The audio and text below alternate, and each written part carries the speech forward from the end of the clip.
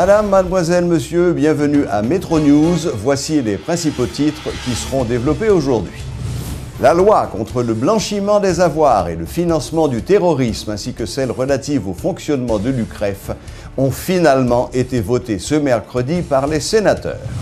Jovenel Moïse bénéficie du support de près d'une cinquantaine de députés qui ont endossé sa candidature et invitent la population à voter PHTK.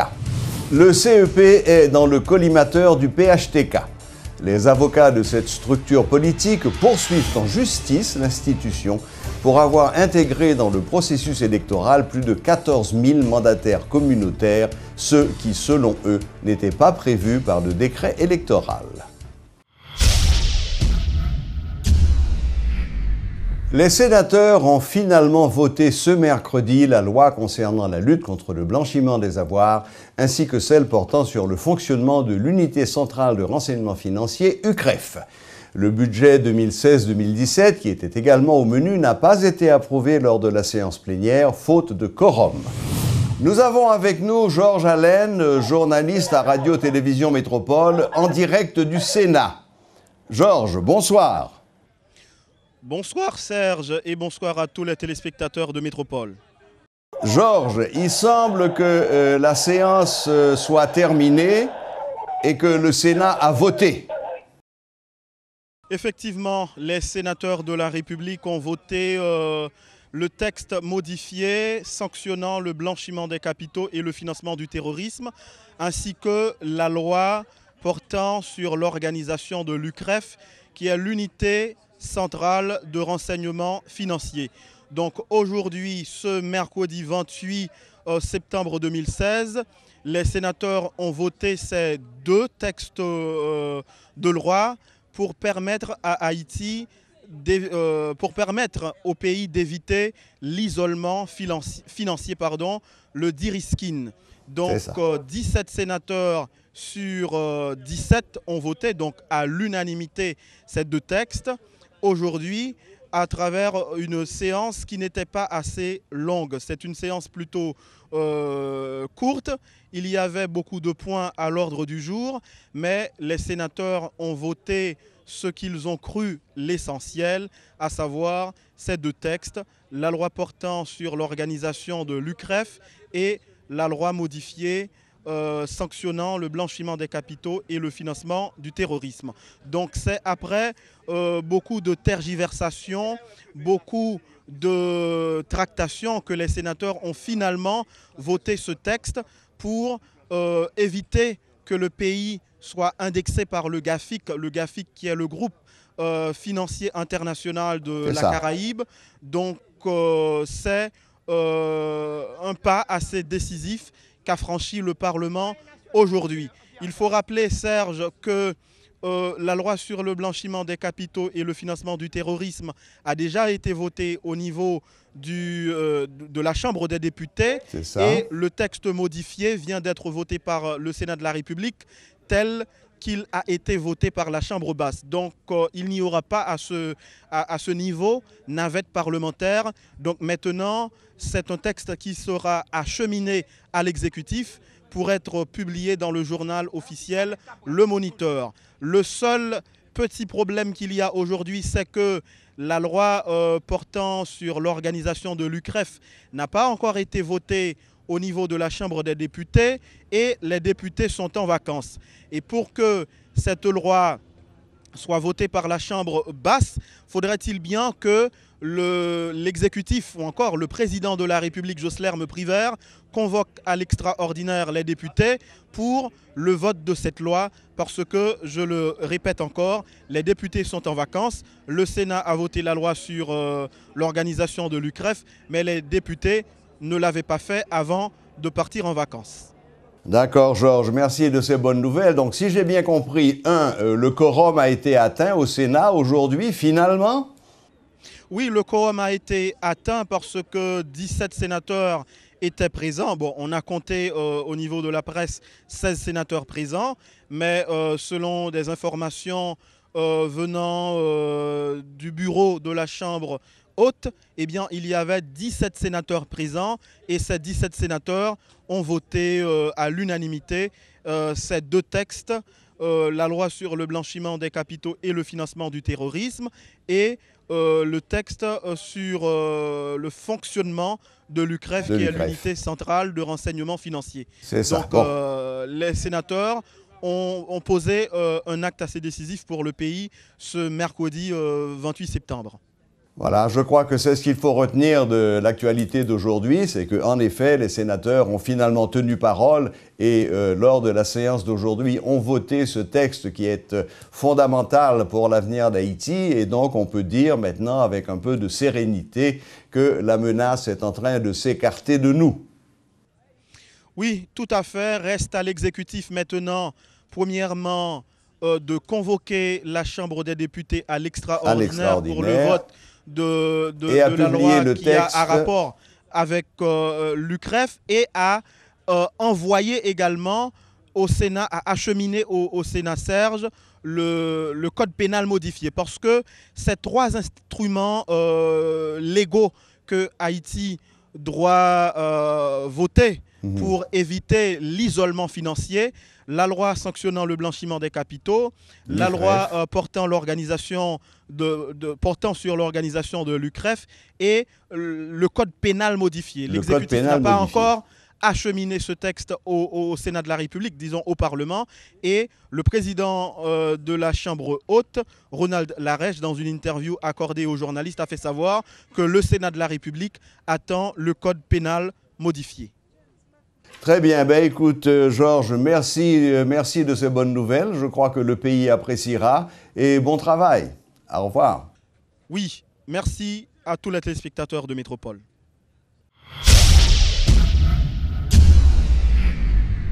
Nous avons avec nous M. Christopher Andal, président de la Chambre de commerce et d'industrie d'Haïti.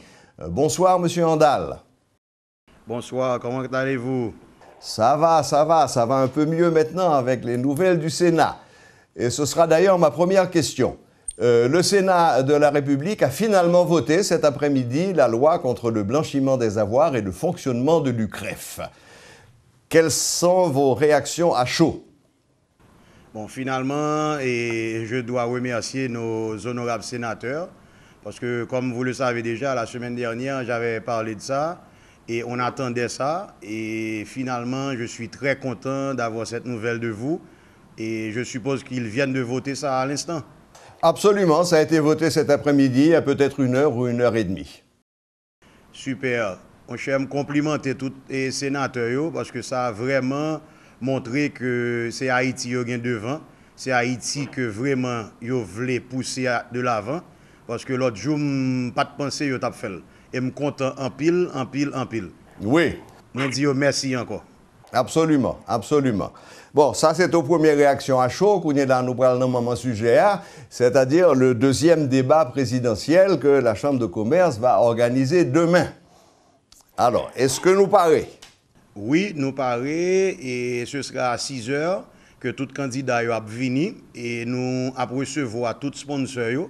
Nous avons plus de 20 compagnies qui aident nous faire des ça et nous engager à 100% pour que nous baillons secteur privé avec le peuple haïtien un bel débat et oui nous parions et nous attendons tout le monde qui paye déjà, qui organise déjà demain pour nous frapper. D'accord. Et débat demain, en principe, c'est avec 4 candidats qui, depuis le départ, tu es d'accord pour y venir. C'est ça, c'est exactement ça. Nous t'avons souhaité que tous les 4 à plat, parce que tes 4 étaient pratiquement confirmés. Et mon cher, t'a souhaité que tous les 4 à venir. OK.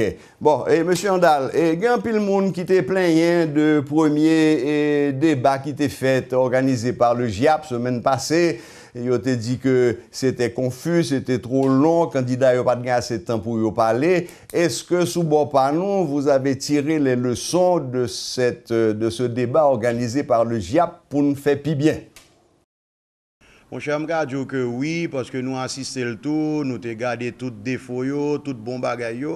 Et je pense que nous tirons en pile leçon de tout débat organisé déjà.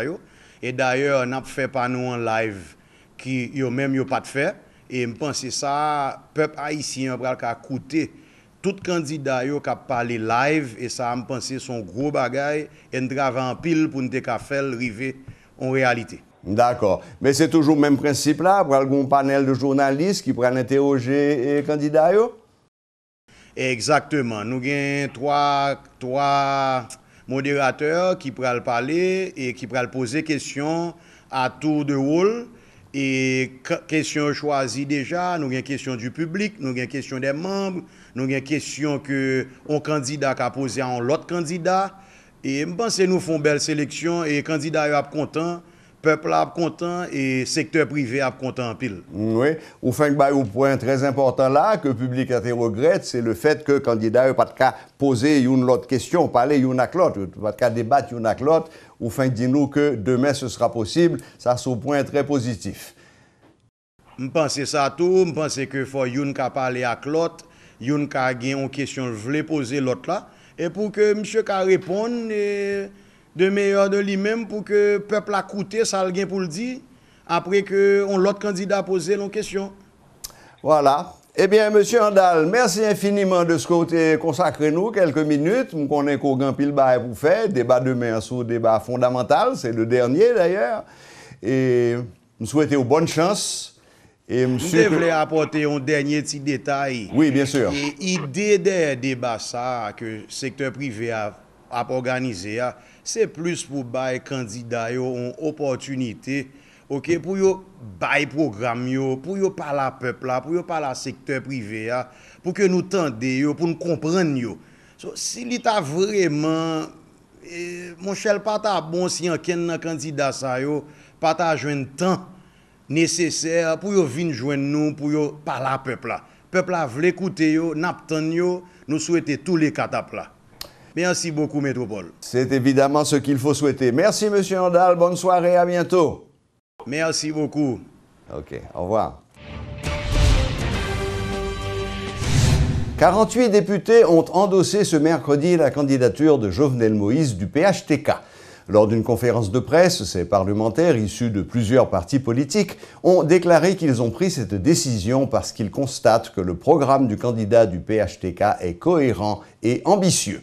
Ils invitent la population, notamment leurs mandants, à se rendre aux urnes en masse le 9 octobre prochain afin d'élire Jovenel Moïse comme président de la République. Nous-mêmes, groupe 48, là, c'est parce que nous retrouvons nos programmes politiques, candidat Jovenel Moïse. Nous croyons que le programme ça les toucher, problème pays en profondeur. Parce que programme ça, à travers vision qui traverse, nous sentons nous-mêmes 48 députés, 48 circonscriptions qui ont soutenu le candidat Jovenel Moïse. Ils ont l'autre projet de société qui chita sous développement collectivité, sorti dans l'habitation, arrivé dans la commune. Nous avons supporté Jovenel Moïse parce que il croit que c'est le peuple qui va le pouvoir. Et pour gagner le pouvoir, c'est dans l'élection pour aller pour la majorité de dans le pays au voter pour. Nous avons continué à supporter le projet Nek Banan, qui voulait dire en pile bagaille pour paysans, avec moule, la ville, tout haïtien en général.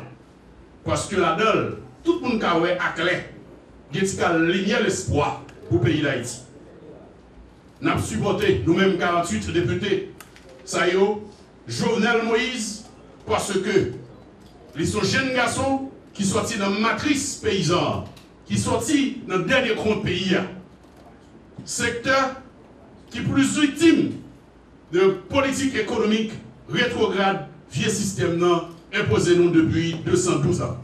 Il faut souligner aussi que 3 candidats à la présidence se sont désistés et ont décidé d'apporter leur soutien au candidat du PHTK, Jovenel Moïse. Il s'agit de Roland Magloire du Parti démocrate institutionnaliste, Amos André du Front uni pour la Renaissance d'Haïti et Marc-Arthur Drouard du Parti Unité nationale. Ces 3 candidats qui étaient dans la course jusqu'à cet endossement disent qu'ils se retrouvent dans le programme politique de Jovenel Moïse. Les avocats du parti haïtien Tête Calée ont intenté une action en justice contre le CEP de Léopold Berlanger. Ils annoncent qu'ils ont déjà transmis un acte de sommation en date du mardi 27 septembre au président de l'organisme électoral. Par cette sommation, ils entendent s'opposer de la manière la plus formelle à l'introduction par le CEP des observateurs communautaires dans le processus électoral. Selon les défenseurs de cette formation politique, les observateurs communautaires sont une entité fictive, arbitraire, illégale, déniée de tout fondement juridique et qui ne sont prévus ni par le décret électoral, ni par les règlements régissant la matière.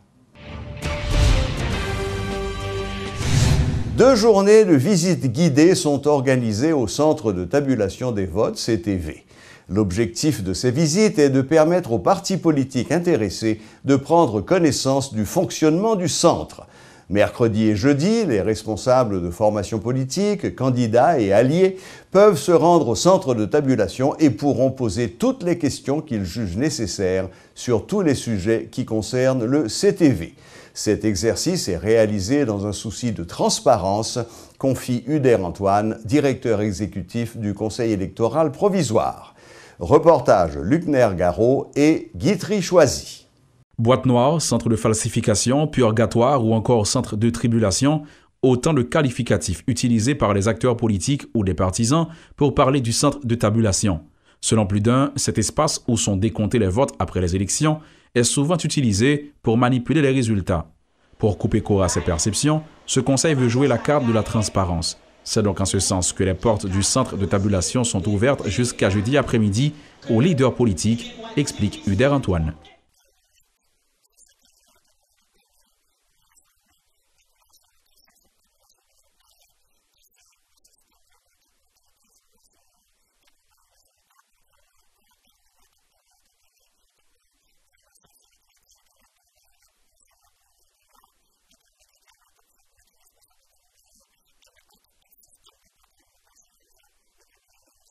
Si le centre de tabulation attire tant de mauvaises critiques, c'est parce que son travail est mal compris. Entre la réception des procès-verbaux, le traitement, l'archivage, les opérations de saisie et le comptage, tout cela paraît bien obscur au public. Faciliter une meilleure compréhension du système est donc l'objectif poursuivi par les initiateurs.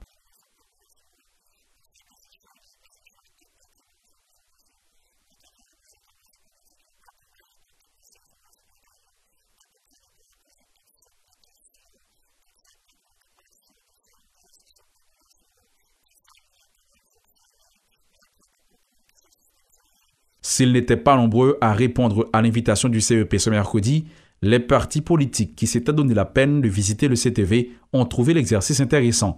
C'était l'occasion pour Yvon Feuillet de Famille Lavalas de faire passer certaines revendications, notamment en ce qui concerne l'appréciation du nombre de votants dans un bureau de vote sur un procès-verbal.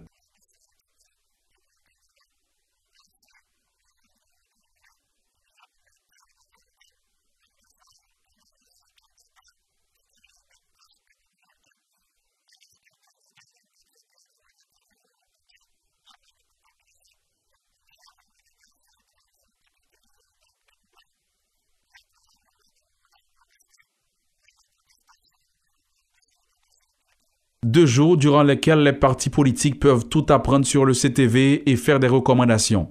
À voir la première journée, on dirait qu'ils ne sont pas emballés. Certains pourraient y voir une stratégie pour continuer d'accuser le centre de tabulation d'être à l'origine de leur mauvais score. Les télévisions haïtiennes doivent passer de l'analogue au numérique.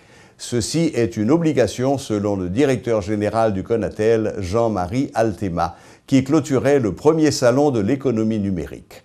M. Altema a expliqué ce mercredi la nécessité pour les médias locaux de se mettre au diapason par rapport aux exigences internationales concernant la qualité de retransmission d'images.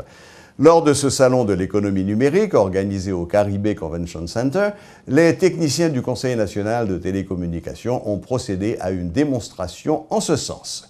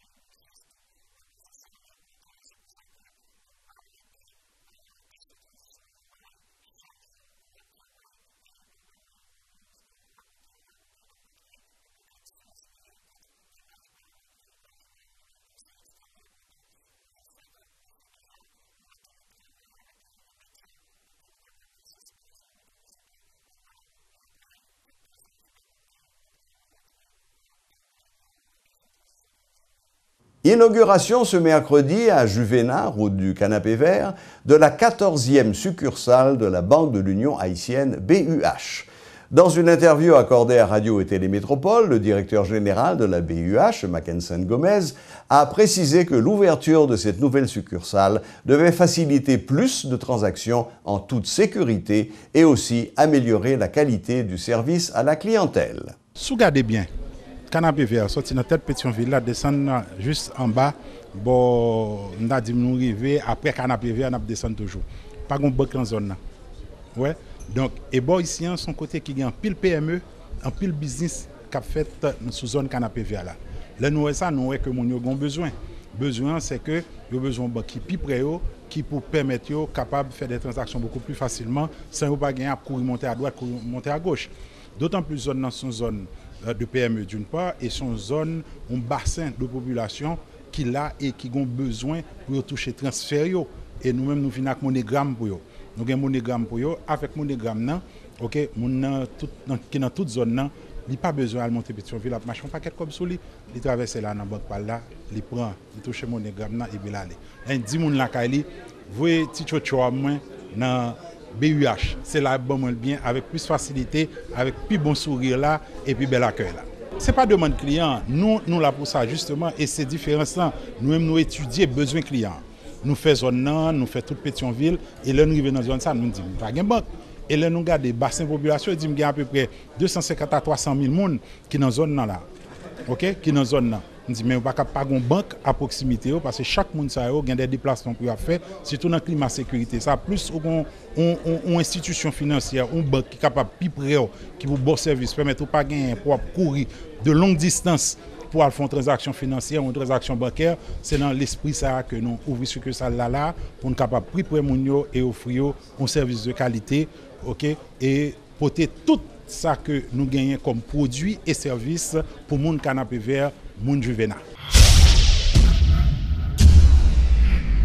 Avant de refermer ce journal, nous venons d'apprendre que le commissaire du gouvernement de Port-au-Prince, maître Jean Danton-Léger, a été transféré à Jacmel dans le sud-est. Cette décision a été prise par le ministère de la Justice dans une correspondance adressée à M. Léger. Il faut signaler que la lettre a été signée par Jessie Petit-Frère, ministre du Commerce, qui remplace maître Camille Édouard, actuellement en voyage. Voilà, la boucle est bouclée. Merci de votre fidélité et à la prochaine, même heure, même chaîne.